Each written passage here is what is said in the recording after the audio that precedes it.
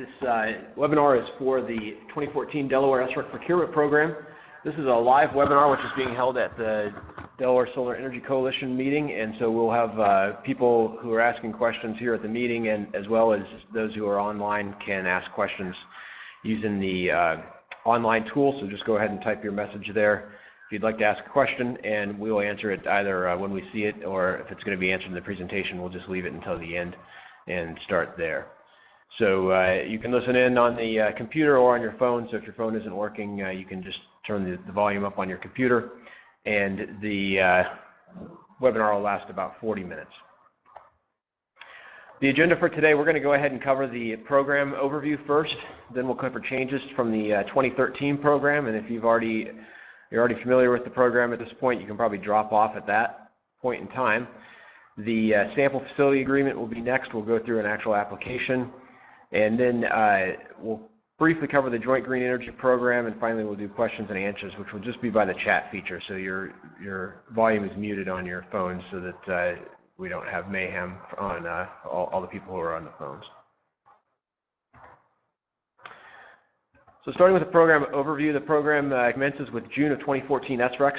So SRECs that were created before June of 2014 aren't eligible for the program. This means this is just for SRECs going forward, not for your existing SRECs. So if you have a system that's an existing system, you'll need to sell those existing SRECs through another means. It's a bid-based application for all tiers, so there's no administratively set pricing. Contracts are for 20 years. The first 7 years of the contract are at the bid price, plus a Delaware parts and labor bonus, and 13 years at $35, so everyone gets $35 for the last 13 years. A note here, and we'll note it again later, is that there's no longer a solar panel manufacturer that manufactures panels in Delaware, so be sure if you check Delaware parts, Delaware equipment on the application that you actually know that you have Delaware equipment, because you may not be able to go out and get it if you decide later that you want it. And if you check Delaware equipment and you don't actually have it, then it's possible your contract will be canceled when you try to enroll your system. So if you have a new system, just be very cautious of that. Tiers are broken into, or facilities are broken into tiers based on the size of the facility and the interconnection date. And projects must have a Delaware certification. New projects that haven't been built yet need to be built within 12 months of the award date.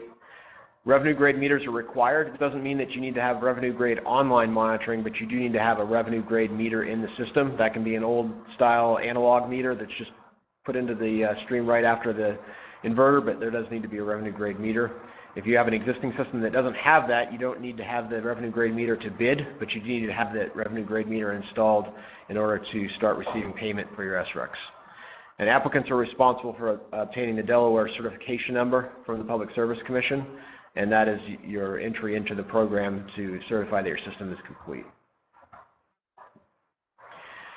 Delaware parts and labor bonuses, that's encoded in your Delaware certification number, so you need to make sure that when you get your Delaware cert that you accurately put that in there. If it's not in your Delaware cert, then we can't give you credit for it because we won't get credit for it. It's a 10% parts and labor bonus, 10% for each. So for example, if you bid $100 per SREC, but you have Delaware parts and labor, you'll actually end up receiving $120 per SREC. So you want to bid the price that you're going to bid as if you didn't have Delaware parts and labor, and that bonus will just be paid after you win the solicitation. And so all winning bids are tiered based on that original price, not the Delaware parts and labor piece. So the winning bids are agnostic to Delaware parts and labor. There is a slight benefit to having Delaware parts and labor in the bid tie procedure, and that's the only place where you have a benefit. So if someone else, if one system bids $101 and another one bids $100, regardless of Delaware labor and parts, the $100 bid is going to win no matter what. If both systems bid the same price, then the tiebreaker procedure, which we'll go over later, gives preference to those with both Delaware labor and equipment. Bid deposits are required if you don't have a Delaware cert number, meaning your system hasn't been built essentially. The bid deposit is $100 per kilowatt. So if you have a 4.2 kilowatt system, for example, that would be a $400 bid deposit. And your bid deposit is returned immediately after the solicitation if you are unsuccessful. And if you were successful, it's kept until you provide us that Delaware certification number, that PSC number. There is a performance credit support requirement for large systems over 500 kilowatts, meaning that they need to produce at least 80% of what they bid and they have to put a letter of credit or cash up in order to ensure that. These are the pool sizes and the categories. So new projects are defined as those that were interconnected on or after April 12th of 2013, meaning you could have a system that's already on a roof and it would be considered a new project if its interconnection date was on or after April 12th of last year. Existing projects are defined as those that were interconnected before April 12th of last year. The pool is how many SRECs are in each of those sizes, and you'll notice this year a change from last year is that there's a 3,800 SREC pool for N1, E1, and E2. Those SRECs are all pooled together when determining winners. So you'll still bid in your tier based on the size, but when the bidding closes, the bid stack will simply be built from all three of those systems, and the lowest priced 3,800 SRECs will win regardless of which tier they are in. So there's no holdout between N1, E1, and E2. So potentially one of those tiers could win the entire thing, or it could be lopsided between tiers, or it could be completely even. It's all based entirely on price between those tiers. And then N2 and N3 are their own tiers. However, it's possible for N1 and N2 bids to move up to N3 if the pricing is higher in N3. Timeline: the application window opened on May 5th. It closes on May 23rd. You can do your applications anytime in that time period. And the initial results will be announced May 27th. There may be some pending results if there's bid ties or those who have a larger system that was right on the edge and they have the option to reduce their system size, and if they don't do that, the next system up is given the option to accept at that smaller size. Once the results are announced, winning applicants will be sent an email with instructions on how to manage their contracts, so you don't have to worry about any of those signing any of those contracts now. So the award process is that May 23rd is the last day to submit applications. The computer is going to sort the lowest price bids in each tier or combination tier. Within the capacity of each tier, the lowest price bids are going to be awarded contracts, and then the results are going to be announced.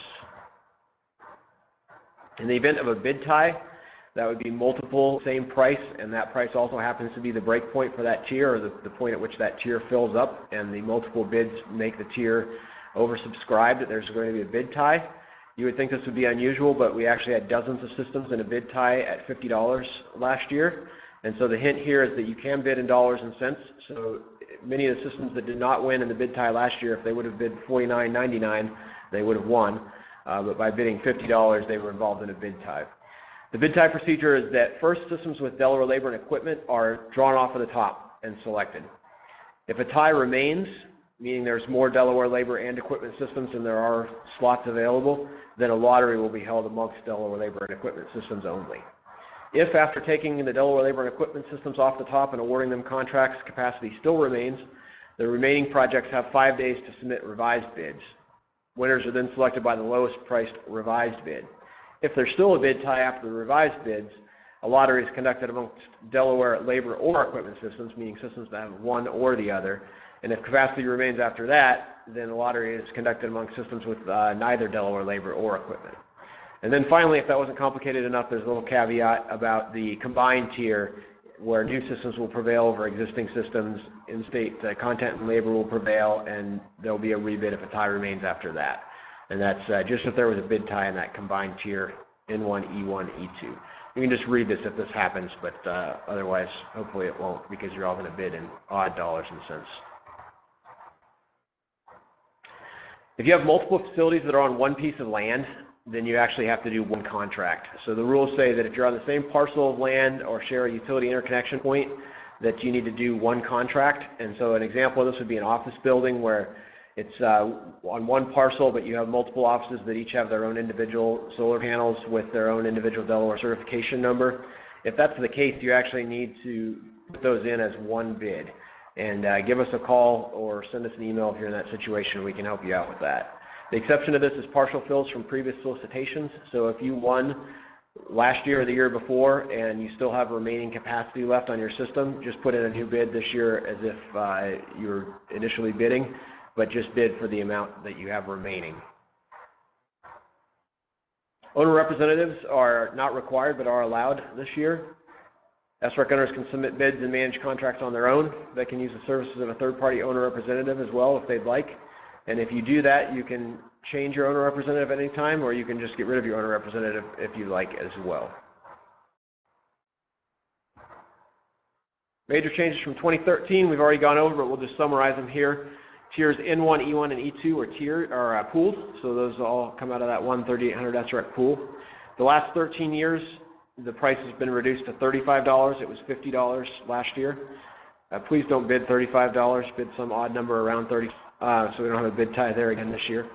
And there was a slight change to the tiebreaker procedure that gave precedence to Delaware Labor and Equipment before the rebid. That's a change from last year. We'll go through an application example now. The application window opens opened on Monday, and it closes at 5 p.m. Eastern Time on Friday the 23rd. Information from previous facilities is stored in the system, so if you previously applied, you can just reapply using that data without re-entering all of your data again. One application per facility, so you can't do multiple bids for your facility, only one bid per facility, and you can save the application en route while you're doing it. One caveat here, if someone did an application for you last year, for example, your installer might have done an application for you last year and you were unsuccessful and you're trying to do an application on your own this year, you'll need to give us a call so that we can reset that account over to your account, because it won't let you submit it. It will call it a duplicate application because it's showing in that previous installer's account, and we'll have to move that manually for you. So if you get an error saying you had a duplicate application, just give us a call or shoot us an email and we'll fix that for you and move it over to your account. First step is to go ahead and set up an account. If you've already put applications in previous years, you already have an account. So just log in using that old account. Please don't create a new one, or else you won't have access to all your old applications. Once you create an account and verify it through the email that you get, you'll be taken to this screen where it says New Application. You want to click that new application even if you have old applications from last year that you used, because they'll pop up on the next screen. So you can see on the lower right hand side, a little fuzzy for you guys here, but on the left those are previous applications from previous years. First step is enter your solar array information. If you're a homeowner, you might want to either pull out your paperwork or call your installer to get some of this, because some of it's a little bit technical. The next step is to put your contact information in, and this is your actual contact information, which is different from the solar array. So if you have a summer home, on the previous slide you wanted to go ahead and put your facility info. That's where the actual facility is located, and then your contact information could be your full-time address and number. And we do need a tax ID if you're a company, or a social security number if you are an individual. The owner representative step, if you're not going to have an owner representative, just click that blue button that says I'll manage my facility, skip this step. If you are going to choose an owner representative, you can do so here as well. It's not required that you have one. Once again, it's your option. And finally, the bid price and SREC obligation. The tier is actually going to be a drop-down box that will be filled out for you in most cases, so you just select the drop-down box. The bid price is up to you. We can't give you any advice on what price to bid. We can simply tell you what the prices were last year. Those are posted at the SRECdelaware.com website, and it's up to you to bid what you'd like. Remember that bid price is what you receive for the first 7 years, and everyone will receive $35 for the last 13 years of the 20-year contract. Your SREC commitment, the system actually goes and takes that information you put in the first step, the tilt and azimuth and the size of your system, and it goes to a Department of Energy estimating tool called PV Watts, and it estimates the output of your system. You want to go ahead and just use that estimate, which is in the text above, and put that for your SREC obligation. It's estimated in kilowatt hours, so you'll have to drop 3 decimal points there to get your SREC obligation. So for example, if it was 27,493, you just put 27 or 28. That's how many megawatt hours your SRECs are going to produce. And if you have some other estimate that you feel is more accurate than that PV Watts estimate, feel free to put that in as well. Keep in mind that you will only be paid for up to 110% of your commitment. So if you say that you want to sell 10 SRECs per year and you actually produce 11, you'll be paid for 11. But if you produce 12, you will not be paid for that 12th one. You'll be on your own to sell that. For smaller systems, there's no damages for going under, but for larger than 500 kilowatt systems, you do have to pay damages if you create less than 80% of your commitment. This next slide will actually be filled out for you if you're an existing system. So based on your Delaware CERT number, it'll actually pre-fill that. Please don't change that if you have an existing system. Just leave it how it is unless you plan on changing your Delaware CERT status. Because, once again, if you say that you have Delaware equipment and you are not able to show that in your Delaware CERT number later on, you may lose your contract because of that, per the contract terms. And once again, large red box warning you, if you're building a new system, make sure that you actually are able to get Delaware equipment because it may not be available to you. Bid deposits are required for new systems, as we discussed earlier. Several different options for you to pay that. You can pay by credit card, a wire, an ACH payment, or a letter of credit. The bid deposit requires that a couple of things. First of all, if you're going to send a wire or an ACH, you need to include in that with your bank this special code that is put in. That way we can match your deposit with your account and show that we've received your deposit. If we don't have that amount there, we'll have no idea where that wire came from, and you won't be credited with it. So make sure that you write that number down and you provide that number to your bank to put in with the wire so that we have it. And if you're sending in multiple applications, if you're an owner representative, for example, and you're sending in more than one application, you don't need to send in multiple wires. You just need to write down this DEP number that's put up and send us a Excel spreadsheet with each of the systems that you put in an application for and that DEP number, and then send one wire and then just choose one of those numbers to attach with that wire, and we'll be able to match them together. The credit cards, you don't need to do any of that. That's automatically figured out. You also need to put your bid deposit return information in. This is your bank information that we're going to return the bid deposit to. So put that there. You need to do that for even credit cards, which was not required last year, but is going to be required this year because the credit card company will not allow us to just refund all the bid deposits back to you. That apparently was a big no-no last year. So they warned us sternly we won't be able to do that anymore, so we're actually going to have to give you your credit card deposit back to the bank. There is a credit card deposit fee that we pass through to you, which is 2.9% of the amount plus 30 cents. And that fee will not be returned to you with your bid deposit. So that if you bid $100, then you're going to be charged $101.30, and that $1.30 you're not going to. I'm sorry, 102 or 103.10, and you're not going to get that back. So just keep that in mind if you decide to pay by credit card. If you have multiple payments by credit card, you're doing multiple systems, and you don't want to make multiple payments to save the 30 cents. Give us a call and we can talk about that. After you're done with that, you just go ahead and sign the system by sign the agreement by typing your name in the bottom and hit submit, and your application is complete. Once you do that, it'll take you back to your dashboard. The dashboard is going to show your system at 75% complete and submitted. It'll stay that way for several days. With bid deposit, it'll stay that way until we receive your bid deposit. And otherwise, it just stays there until we have a chance to review your application as complete, and that may take a few days depending on how many applications we have. So once that shows 100%, it means that we've reviewed it, everything is correct, and your application is in. While it shows 75%, it just means it's pending review. There's nothing more that you need to do. If you do multiple applications, all these applications will be on this page, and you can look at each application to see what you submitted by clicking View underneath that application. Underneath this box, and then this box is where it shows the status, the percent status that you are complete.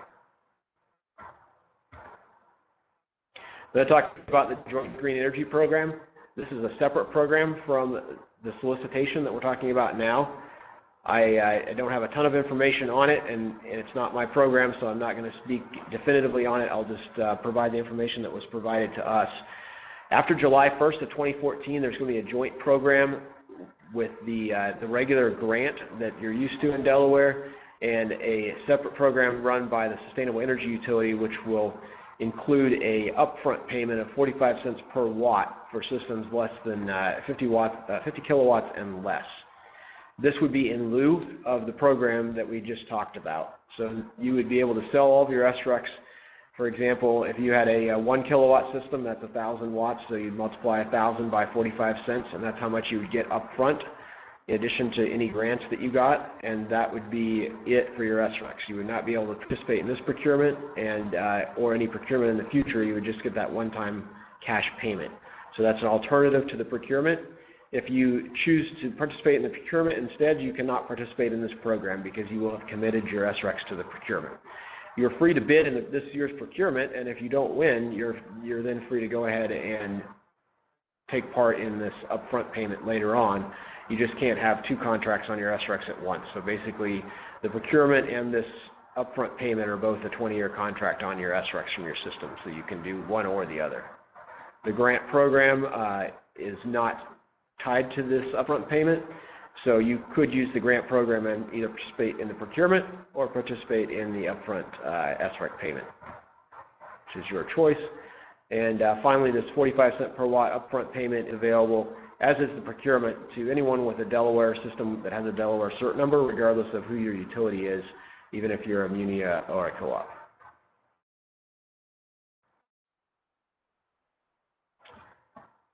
And that's it for the presentation. If you have any questions, feel free to type them into the box there, and we'll be happy to answer them. And if anybody here has any questions, let me know, and I'll repeat them to everybody. And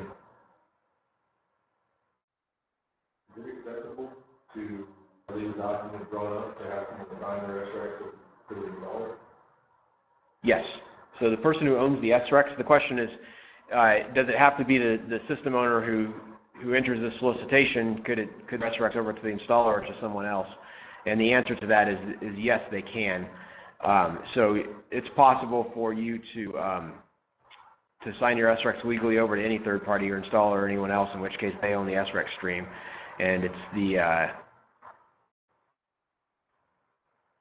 the responsibility of the person who owns the SRECs to be selling them, not necessarily the person whose home they're on.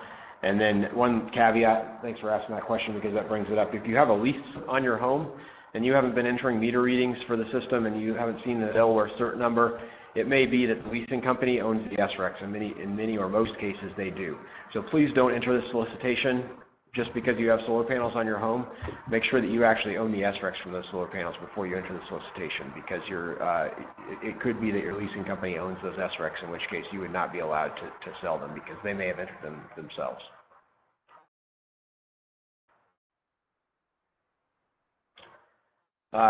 So a couple questions from the computer. It appears that any questions that were entered previously didn't show up, and I apologize for that. So if you asked a question earlier in the presentation, please type it again, and we'll go from there. How many computers were logged into this webinar and how many logged into the previous webinar? I actually don't have that information for this webinar, and it was about 50 attendees at the last webinar, just to give you a rough idea. The next question is, I used a company last year to sell my SRECs, and they will no longer do the bids for me. What do I do now? You're able to enter these bids yourself. If they entered an application for you last year, you will need to send us an email or call us with either your GATS NON number, a number that starts with NON and then has several digits after it, or your Delaware CERT number, which starts with DE and then a dash and a bunch of numbers and some letters, the word SUN and some more letters and numbers. You'll need to email or call us with that information so we can reset that so you can do your own application. But you can do your own application. Your installer doesn't need to do it for you. There is some technical information that you'll need, as you saw from the webinar: the size of your system in kilowatts, the azimuth and tilt, the name of the manufacturer of your panels, the model number, and the manufacturer and model number of your inverter, and that Delaware certification number if you have an existing system, or your NON number if you if you have an existing system, you would need that. So make sure you have all that information before you start your application, because you'll need that, and you may need to call your installer to get that information. You can always call us as well if you have any questions, and we can help you out, or you can send emails either from the website or to customer service at srecdelaware.com. Someone asked if you're required to commit the full capacity of your system, or can you commit a percentage of your capacity. You really need to commit the full capacity of your system, because the meter readings move to us, moves to the SREC Delaware GATS account. So you're not able to enter two meter readings. So all of the SRECs will be in that GATS account. If you have a system with 2 meters on it and it has 2 different Delaware certification numbers, you can certainly bid one of those systems and not the other system. That happens frequently with people who do expansions to their system. And if you do have an expansion system, you probably should give us a call anyways if you have more than 1 meter, because we'll have to enter that in a unique way. So the question about, is there a list of companies who an individual homeowner can contact to do a bid for you? There is not. We can't recommend any individual company. We can just recommend that you contact your installer. And I know in some cases your installer is no longer in business, in which case you can give us a call. We're happy to walk you through the application as well. We've helped a variety of people from a variety of walks of life, so you by no means need to be an expert to be able to fill out your own application. The next question is, if you're an individual, do you pay a bid deposit? And can we explain the bid deposit a little bit more? So anyone who has a system that has not yet been built, and the proof of that is that you do not have a Delaware certification number from the PSC, the Public Service Commission, you need a bid deposit. It's $100 per kilowatt. So if you have a 4 kilowatt system, then you need to pay $400. And that $400 is kept, and if you end up not winning a bid in the solicitation, that $400 is returned immediately. If you do win, the $400 is kept until your system is completed, and once your system is completed, your $400 is returned. That's applicable to anyone who bids a new system, regardless of whether they're an individual or not.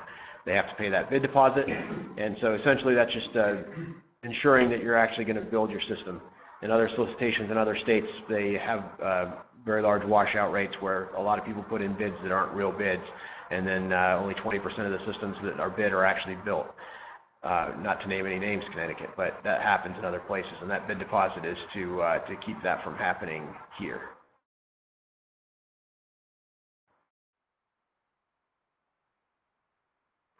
Any more questions you guys do? Yeah, Kevin, if a bid is submitted prior to the close of the auction, somebody changes their mind and wants to put a different number in, or they have to do that? Yeah, the question is, can you change your bid before the auction closes? If you put in a bid for $40 and you want to change it to $30, can you do that? It's not possible to change that all the way up until 5 o'clock on Friday of the close. So you're not locking yourself in to that bid. It's a little bit of a pain for you to change it if you want to, but you certainly can.